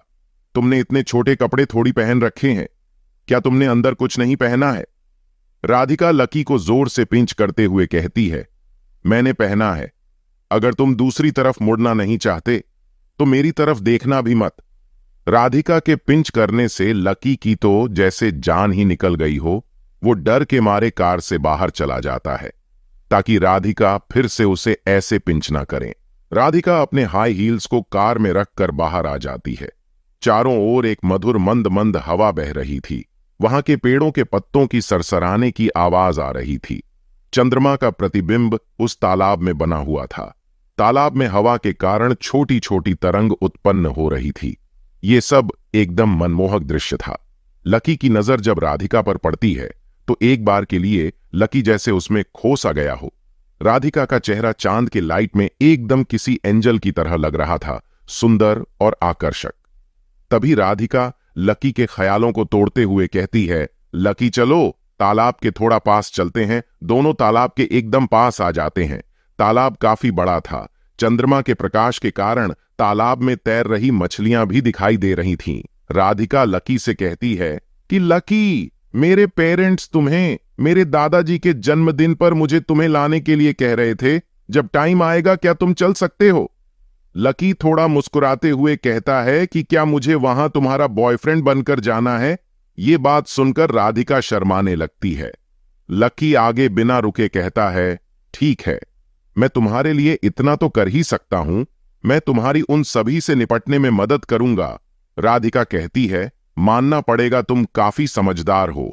तालाब के दूसरी तरफ प्लेटिनम एरिया का नंबर 1 रेसिडेंस था, जहां की लाइट की चमकती परछाइयां तालाब में भी चमक रही थीं। राधिका उसे देखकर कहती है कि क्या वो प्लेटिनम एरिया है? यहां की लाइट सजावट तो बहुत अमेजिंग है। इसका नंबर 1 रेसिडेंस बहुत महंगे होने के कारण बिक ही नहीं रहा है। ये पहली बार है जब मैं रात में इस प्लेटिनम एरिया को देख रही हूं। ये नजारा तो बहुत खूबसूरत है। लकी कुछ सोचता है, फिर मुस्कुराते हुए कहता है, ठीक है, फिर मैं तुम्हें उसे करीब से दिखता हूं। क्या तुम वहां अंदर जाना चाहोगी? क्या तुम वहां सोना चाहोगी? राधिका लकी की बातें सुनकर हंसने लगती है और कहती है, क्या नंबर 1 रेसिडेंस में सोना? यह तो बहुत अच्छा सपना है। मैं उस रेसिडेंस में इंटर कर जाऊं, वही बहुत बड़ी बात है। लकी राधिका के हाथ को पकड़ लेता है। लकी के अचानक इस हरकत से राधिका थोड़ा चौंक जाती है, लेकिन साथ में लकी की गर्म हाथों के छूने से राधिका के अंदर एक अलग सा करंट दौड़ रहा था, जिसकी वजह से उसके कान और गाल लाल होने लगते हैं। लकी राधिका को ले जाते हुए कहता है, अगर तुम यही सोचती हो तो मैं तुम्हें उससे ज्यादा ही वहां एंजॉय कर सकता हूं। दोनों जल्दी प्लेटिनम एरिया के नंबर 1 रेसिडेंस में पहुंच गए। दोनों गेट के बाहर खड़े थे। राधिका लकी से कहती है कि मैंने शुरुआत में ही इस लैंड की नीलामी में भाग लिया था, लेकिन कोई फायदा नहीं हुआ। फंड की कमी के कारण पहले ही राउंड में मैं बाहर हो गई थी। लकी राधिका से हंसते हुए कहता है, तुम खुद ही एक सुंदर महिला प्रेसिडेंट हो फेमस कंपनी की। तुम्हें इससे जलना नहीं चाहिए। यह तुम्हारी सुंदरता के आगे कुछ भी नहीं है। राधिका अपनी प्रशंसा सुनकर खुश भी थी और थोड़ा नाराज भी थी, भला वो क्यों इससे जलने लगी। राधिका बोल पड़ती है, कौन इस जगह से जल रहा है? मैं तो बस ये जानना चाहती हूं कि मैंने सुना था कि यहां अंदर एक स्विमिंग पूल है जिसमें मिनरल वाटर फ्लो के लिए यूज करते हैं। लकी फिर से राधिका का हाथ पकड़ लेता है और कहते हैं कि क्या तुम इसके बारे में जानना चाहती हो? चलो, मैं तुम्हें एक राइड पर ले चलता हूं और तुम खुद ही सब देख लेना। राधिका लकी से अपने हाथ छुड़ाते हुए बोली, नहीं, हम बाहर से ही देख लेते हैं। हम अंदर नहीं जा सकते। अगर हम अंदर चले भी गए तो बहुत बुरा होगा कि हम बाहर कर दिए गए हों। लकी थोड़ा मुस्कुराता है और फिर बोलता है, ओह अच्छा, क्या होगा अगर मैं तुम्हें सच में अंदर ले गया? राधिका एक स्टाइलिश पोस्ट मारते हुए लकी से बोलती है, अगर तुम साथ में मुझे अंदर ले गए तो मैं तुम्हारे साथ स्विमिंग करने के लिए बिकनी में जाऊंगी, नहीं तो एक मुक्का तुम्हारी आंखों पर पड़ेगा। लकी तुरंत राधिका को कार के अंदर बैठाने लगता है कहता है कि तुम दूसरी बात भूल जाओ, मुझे एक बार सच में ट्राई तो करना चाहिए। यानी उससे थोड़ा ऊंची आवाज में रहती है कि लकी, क्या तुम पागल हो गए हो? क्या तुम सच में अंदर जाने वाले हो? और नहीं तो क्या। लकी उसे कार में बैठाते हुए कहता है। दोनों कार से नंबर 1 रेसिडेंस में इंटर करते हैं। गेट पर काफी सिक्योरिटी गार्ड तैनात थे। लकी अपनी कार से वहां इंटर करता है। सभी सिक्योरिटी गार्ड लकी की कार देखकर उसके सामने थोड़ा सा झुकते हैं और लकी की कार अंदर जा रही होती है। यह सब देखकर तो राधिका की आंखें बाहर आ जाती हैं। वो बोल पड़ती है, ये क्या चल रहा है यार? सच में कोई मजाक तो नहीं है? क्या नंबर 1 रेसिडेंस वाले विलो में हाईएस्ट सिक्योरिटी लेवल नहीं होता है क्या? और उन्होंने हमें ऐसे ही अंदर आने दिया? लकी हंसते हुए कहते हैं कि जैसा कि तुमने देख लिया है कि अंदर आना बिल्कुल ही आसान है। दोनों काफी अंदर आ जाते हैं। लकी में अपनी कार साइड में पार्क करता है। दोनों वहीं उतर जाते हैं।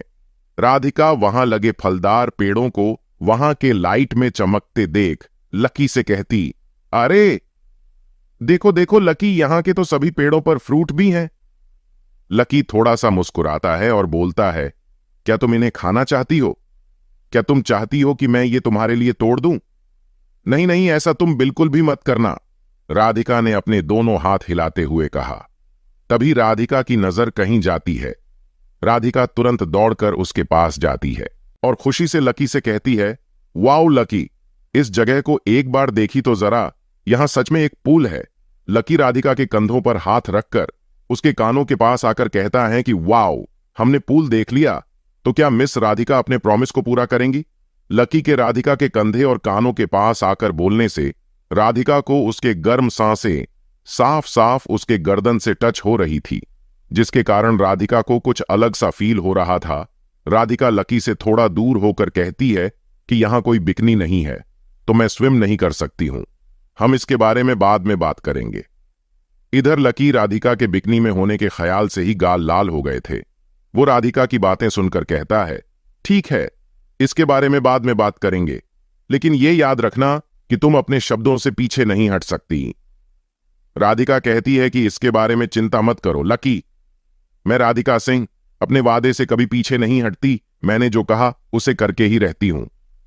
राधिका आगे कहती है, लकी, हमें यहां काफी टाइम हो गया है, तो हमें वापस चलना चाहिए। लकी उंगली से एक विले की तरफ इशारा करते हुए कहता है कि अरे मिस राधिका, क्या आप एक बार अंदर नहीं देखना चाहती?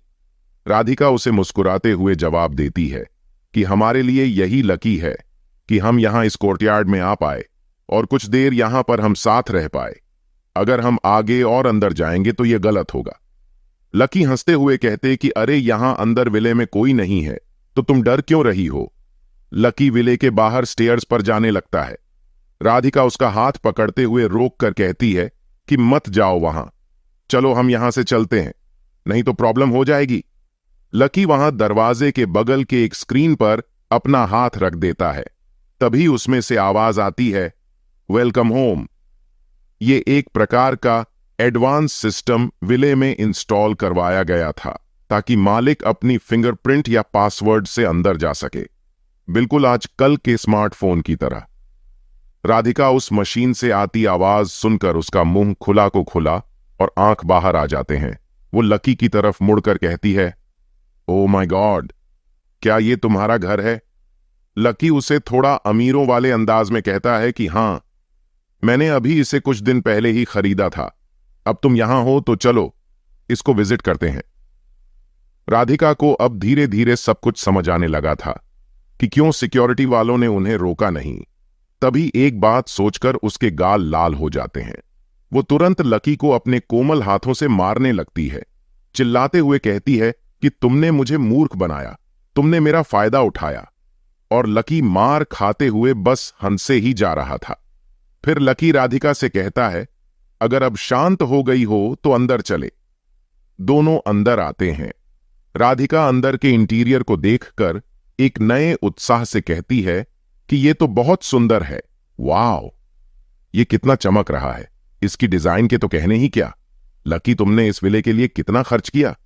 लकी कहता है कि मुझे डिटेल्स तो ज्यादा नहीं पता, हाँ, कुछ 100 करोड़ रुपए के ऊपर तो हुए ही होंगे।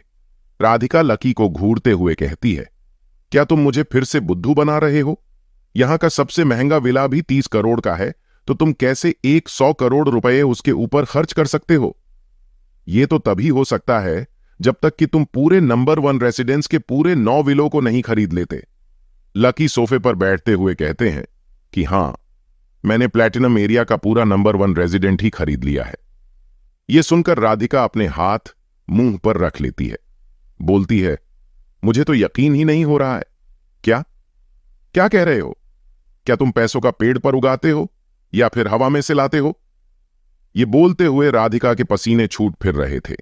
लकी सिर पर हाथ रखकर सिस्टम के बारे में सोचते हुए बोला, हां, ऐसा ही कुछ। ये एकदम आसान था, मानो एक बहुत तेज हवा थी। राधिका लकी की बातें सुनकर वहीं सोफे पर बैठ जाती है और कहती है, अच्छा, पैसे कमाना बहुत आसान है, इसमें कोई हैरानी वाली बात नहीं है कि तुम्हारे पास बहुत पैसा है, फिर भी तुम ये टैक्सी ड्राइवर का काम सिर्फ अनुभव के लिए कर रहे हो।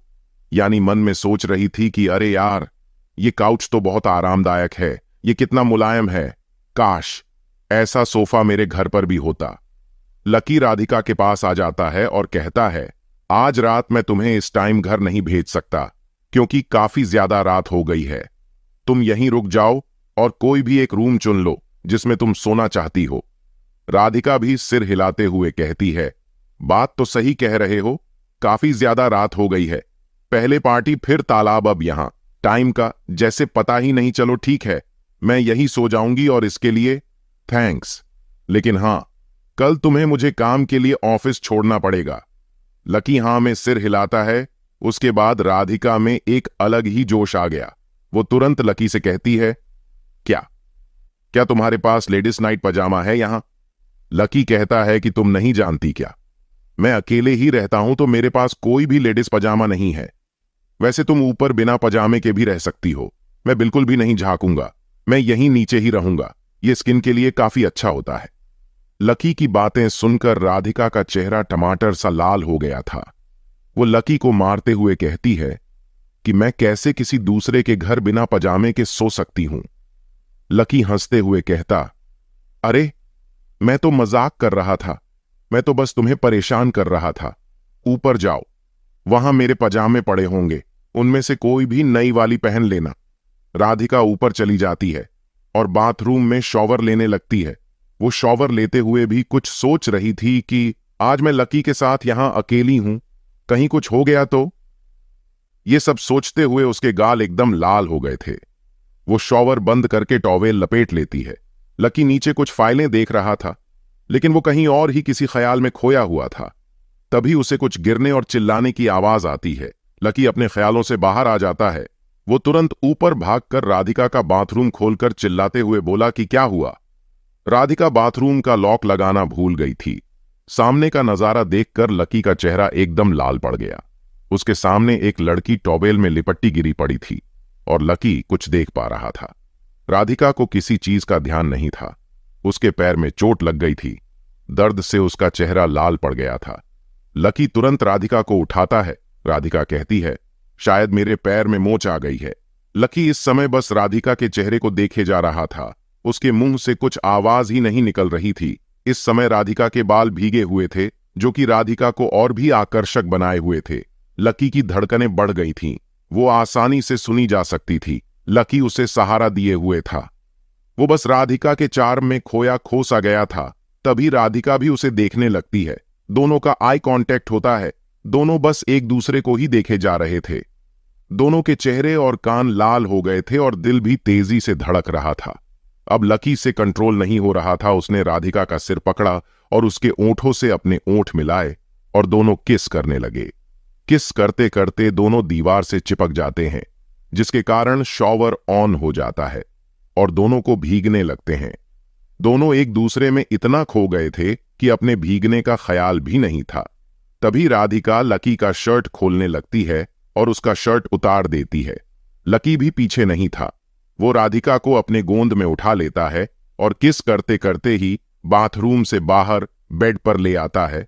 दोनों अपना काम करने लगते हैं। अगली सुबह राधिका तैयार होकर लकी को उठाने लगती है।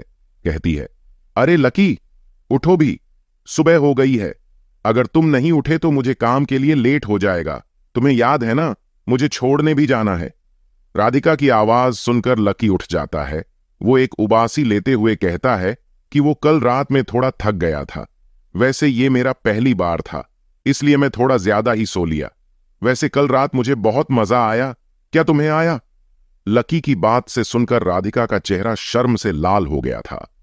वो कल रात के बारे में सोचने लगी तो उसका चेहरा और भी लाल हो गया। भला ऐसी बातें कौन लड़कियों से पूछता है। कल रात के कारण उसके कमर में अब भी दर्द था, उसके पैर में भी दर्द था।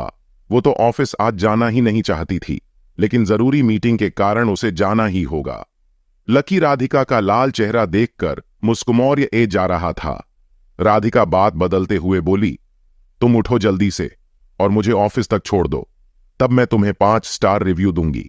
5 स्टार रिव्यू की बात सुनकर लकी तुरंत खड़ा जाता है। वो तुरंत बाथरूम में चला जाता है। कुछ देर बाद लकी राधिका को उसके ऑफिस तक छोड़ देता है। यानी कि जाने के बाद लकी के पेट से आवाज आने लगती है।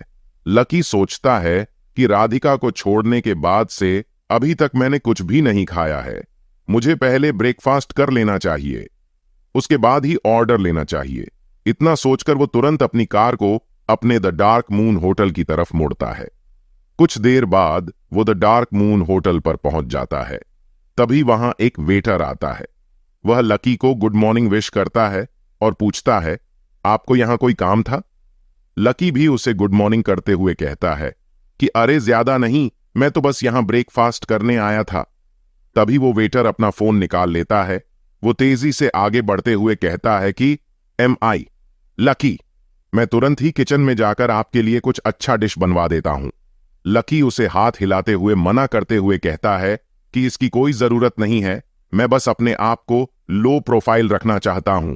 मैं खुद ही ऑर्डर कर लूंगा, जो भी खाना होगा। तुम जाओ अपना काम करो। ये कहकर लकी अंदर जाकर टेबल पर बैठ जाता है। वो वेटर भी वहां से जाते हुए कहता है कि मैं समझ गया सर। लकी मेन्यू कार्ड उठा लेता है और थोड़ा जोर से कहता है, वेटर क्या तुम मेरा ऑर्डर ले सकते हो?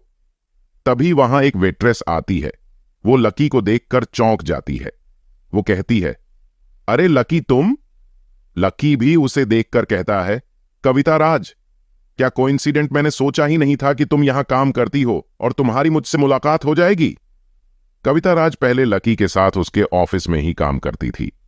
कविता एक शैतानी मुस्कान के साथ कहती है, क्या ये कोइंसिडेंट है? मैंने एक्सपेक्ट नहीं किया था कि एक नाली का कीड़ा इस होटल में आ जाएगा। ये कितना शर्मनाक है। कंपनी से निकाले जाने के बाद क्या तुम्हारे पास इतने भी पैसे हैं कि तुम इस होटल में आ सको? कविता की बातें सुनकर लकी चिढ़ गया। वो मेन्यू कार्ड टेबल पर पटकते हुए बोला, क्या तुम अपने कस्टमर से ऐसे ही बात करती हो? क्या बात कर रहे हो? क्या तुम अपने आप को दी डार्क मून होटल का कस्टमर समझने लगे हो? तुम यहां इस होटल में कदम भी रखने के लायक भी नहीं हो। तुम जैसे लोगों की हिम्मत भी कैसे हो गई इस होटल को गंदा करने की? क्या तुम अपने आप को कोई बड़ा आदमी समझते हो? कविता ने थोड़े कड़े आवाज में कहा। कविता की आवाज सुनकर वहां एक दूसरी वेट्रेस आकर कविता से कहने लगी, सिस्टर कविता, लगता है ये कस्टमर नए हैं, आप उनसे ऐसी बातें नहीं कर सकती। वो वेट्रेस ये कहते हुए थोड़ा घबरा भी रही थी। कविता चिढ़ते हुए उससे कहती है कि क्या नया लगा रखा है, इस आदमी को मैं बहुत अच्छे से जानती हूं। मिस राधिका ने इससे 2-4 बातें क्या कर लीं, ये तो अपने आप को बहुत बड़ा समझने लगा। अगर एक रिच लेडी के साथ नहीं हो तो ये यहां द डार्क मून होटल में खाना खाना अफोर्ड भी नहीं कर सकता। इस सभी की बातें सुनकर आसपास की आए लोग भी उन दोनों की तरफ ही देखने लगे। वो सब इस सीन में काफी इंटरेस्ट ले रहे थे। लकी ने एक सांस छोड़ी, फिर वो दूसरी वेट्रेस से मुस्कुराते हुए बोला, तुम जाओ और रविंद्र को बुला लाओ। वो वेट्रेस भी थोड़ा घबराते हुए बोली, यस यस सर। वो वहां से रविंद्र को बुलाने चली गई। लकी की बातें सुनकर कविता थोड़ी ऊंची आवाज में बोली, ओह, तो तुम हमारे मैनेजर का नाम भी जानते हो, लेकिन इससे कुछ भी नहीं होने वाला है।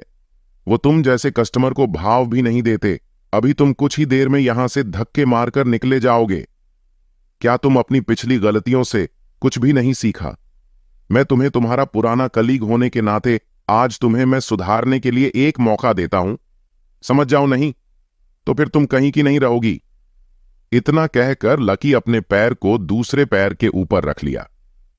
तभी वहां मैनेजर रविंद्र आ गया।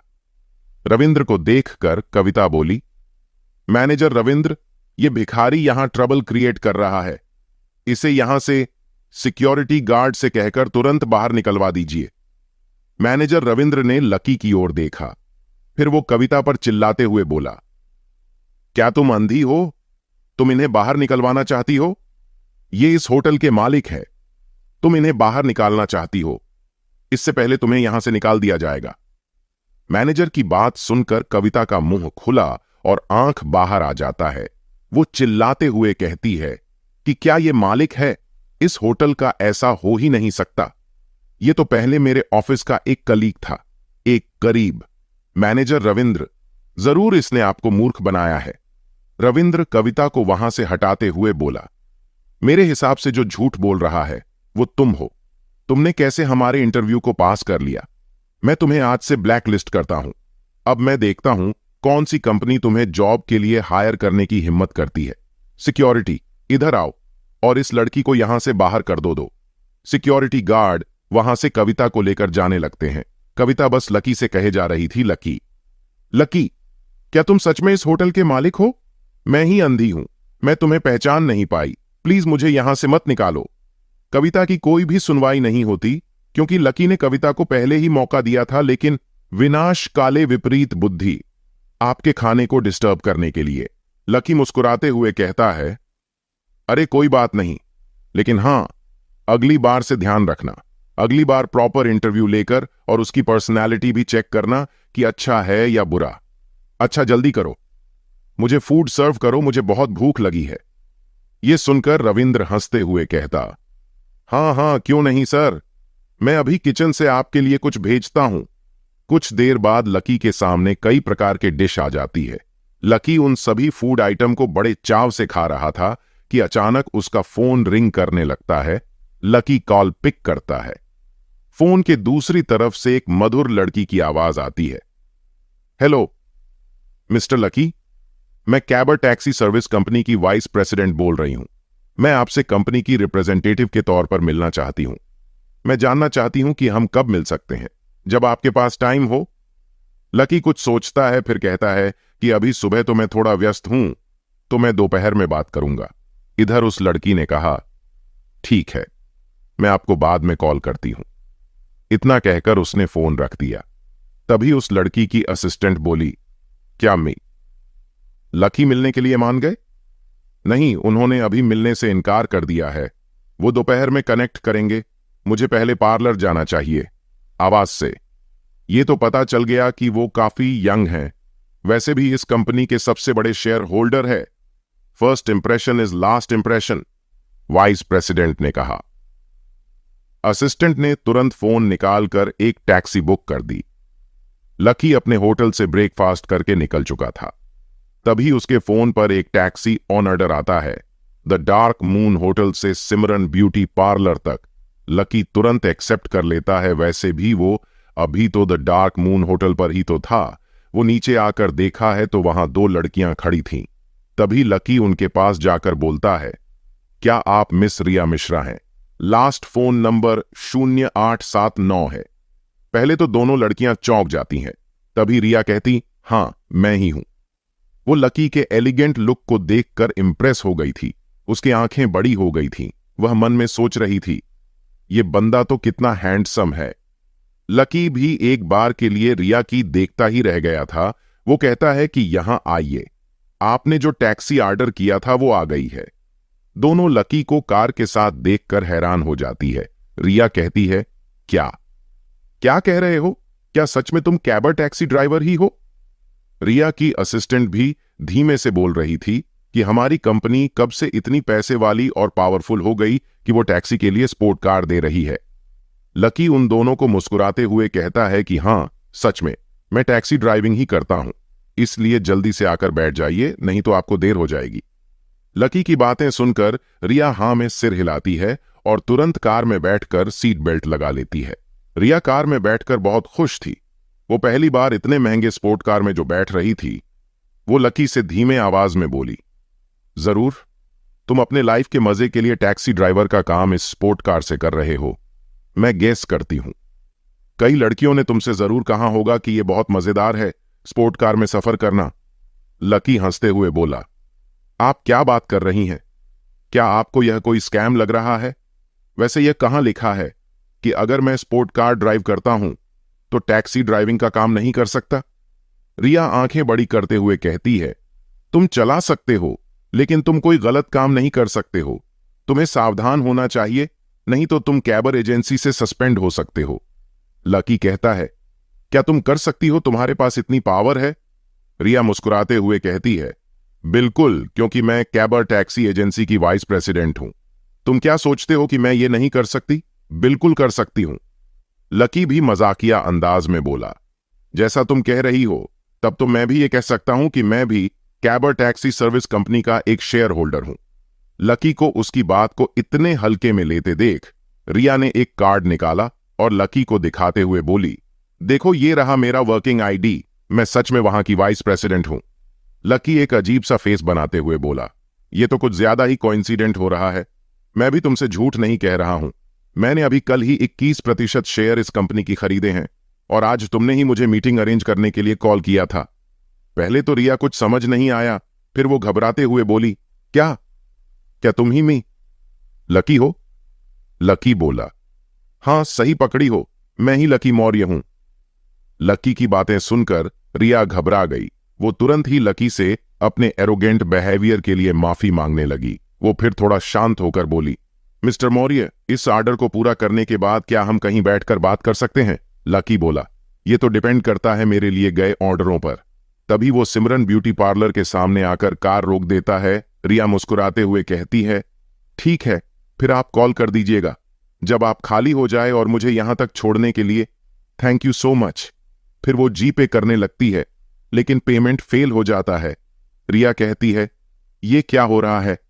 मैं पेमेंट क्यों नहीं कर पा रही हूं? लकी अपना फोन चेक करने लगता है, तो फिर वो कहता है, तुमने तो ऑर्डर किया था, तो फिर क्यों नहीं कर पा रही हो? वो तभी अपना मैसेज चेक करता है। उसका मैसेज आया था कि प्रिय कैबर टैक्सी ड्राइवर, जैसा कि आपका अगेंस्ट हमें शिकायत मिली हुई है, जिसके कारण आपको सस्पेंड किया जाता है और आपके टैक्सी को ब्लॉक किया जाता है। From जेयू corporation. लकी बड़बड़ाता आता है, मुझे सस्पेंड कर दिया? जेयू कॉर्पोरेशन? क्या ये उस आदमी ने किया है जिसने मुझसे उस दिन बात की थी? लकी रिया से पूछता है कि जेयू कॉर्पोरेशन और साइबर एजेंसी के बीच क्या मामला है, जिस पर रिया जवाब देती है, जेडीयू कॉर्पोरेशन इस एरिया में कैबर एजेंसी के लिए ऑपरेटर का काम करता है। लकी बोला, ओह अच्छा, क्या तुम मुझे वहां तक ले जा सकती हो? रिया कहती है कि हां, क्यों नहीं। जेयू कॉर्पोरेशन पास में ही है। वैसे भी अब उसके ब्यूटी पार्लर जाने का कोई मतलब नहीं था। वो दोनों जल्द ही कंपनी के बाहर पहुंच जाते हैं। रिया कार से उतरते हुए सोच रही थी, ये क्या कर दिया है जेयू वालों ने? अगर इस मेजर शेयर होल्डर को नाराज करेंगे तो हम कहीं के भी नहीं रहेंगे। ये सोचते हुए वो थोड़ा गुस्से में भी थी।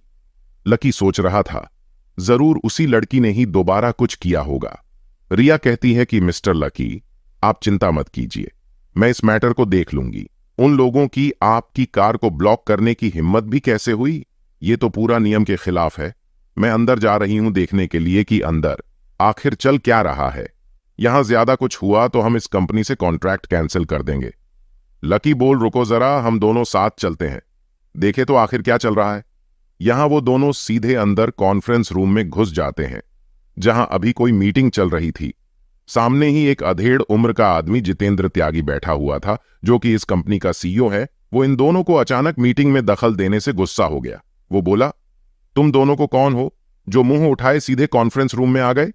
लकी बोला, मैं लकी मौर्य हूं। तुम लोगों में से किसी ने मुझे मेरा काम करने से सस्पेंड कर दिया है, तो मैं इस पर बात करने आया हूं। जितेंद्र पहले से ही चिढ़ा हुआ था।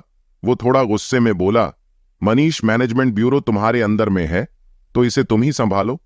मनीष खड़ा होकर बोला, ठीक है सर। वो लकी के पास आकर बोला, तुम बहुत ही घमंडी लड़के हो। हमें तुम्हारे खिलाफ कंप्लेन मिला था, इसलिए हमने तुम्हें निकाला है, बस इतना ही। अब तुम यहां से निकल जाओ, नहीं तो मैं सिक्योरिटी को बुला लूंगा। लकी वहां लगी कुर्सी पर बैठ जाता है और फिर कहता है, मिस रिया, अब यह मैटर मैं आप पर छोड़ता हूं। रिया अपने वाइस प्रेसिडेंट के फॉर्म में आ जाती है। वो चिल्लाते हुए बोली, एक कंप्लेंट से सस्पेंड किया, तुमने कोई इन्वेस्टिगेशन नहीं की। मैं कैबर एजेंसी की वाइस प्रेसिडेंट की पावर में इस जेयू कॉरपोरेशन से भी तुम्हें निकाल सकती हूं। तभी वहां सभी बैठे लोग शॉक के मारे खड़े हो जाते हैं। एक बोल पड़ा, क्या आप वाइस प्रेसिडेंट हैं कैबर एजेंसी की? वो इतना ही बोल पाया था कि तभी टेबल पर वही कार्ड रिया ने फेंक दिया था जो अभी कुछ देर पहले लकी को दिखा रही थी। सभी लोग उस चमचमाती गोल्डन कार्ड को देखकर हैरानी में बोलने लगे, ये तो सच में वाइस प्रेसिडेंट है। अब जितेंद्र से रहा नहीं गया। वो गुस्से में मनीष को देखते हुए बोला, मनीष, ये सब क्या है? तुमने आखिर किया क्या है जो बात वाइस प्रेसिडेंट तक पहुंच गई है? वह बोला, मिस वाइस प्रेसिडेंट, इस आदमी ने एक पैसेंजर को परेशान किया है। यह हमारी कंपनी के रेपुटेशन के लिए बहुत बुरा था, इसलिए मैंने इसको सस्पेंड और इसकी कार को ब्लॉक कर दिया है। रिया मनीष की बातें सुनकर भड़क पड़ती है। वो बोली, तुमने एक पैसेंजर के बारे में या इस घटना के बारे में इन्वेस्टिगेशन की थी। ये आदमी जिसने कुछ समय पहले ही कैबर टैक्सी सर्विस कंपनी का 21% शेयर खरीदी है और मेजर शेयर होल्डर है, वो पैसेंजर की इंसल्ट करेंगे। ये सुनकर जितेंद्र और मनीष हैरान होते हुए बोले, मिस, कहीं आप मजाक तो नहीं कर रही हैं? ये तो सिर्फ एक टैक्सी ड्राइवर है। रिया डेस्क पर हाथ मारते हुए बोली, चुप रहो। मिस्टर मॉरिस सिटी में शांति से इस बिजनेस को समझने के लिए ड्राइविंग कर रहे थे और अनफॉर्चुनेटली तुम लोगों ने बिना पूछे उन्हें ब्लॉक कर दिया।